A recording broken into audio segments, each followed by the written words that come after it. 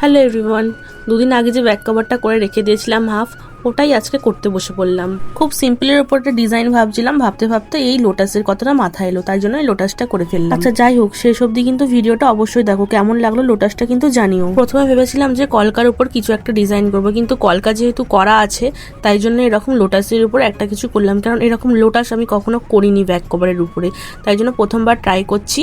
দেখো কেমন লাগলো তোমাদের। যাই হোক, এখানে আগের দিন রাত্রে এত বৃষ্টি হয়ে গেছে যে আবার এই এত পর্যন্ত জল উঠে গেছে। দেখো আবার তো দু একটা সাপও আমি দেখলাম, আবার মাছও ছিল দেখলাম। ঘর থেকে যেই পাটা বাইরে রাখছি মনে হচ্ছে যে নিজের উঠোনে পা দিচ্ছি না, মনে হচ্ছে যেন পুকুরের মধ্যে ঝাঁপ দিচ্ছি এক্ষুনি। দেখো সিলিন্ডার গুলো হাফ ডুবে গেছে আর গাড়ির চাকাটাও পুরো হাফ ডুবে গেছে।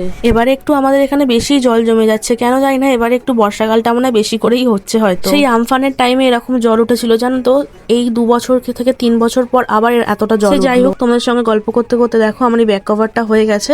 কেমন লাগছে দেখো, ভালো লাগলে অবশ্যই একটা লাইক কমেন্ট শেয়ার করো। ততক্ষণের জন্য টাটা।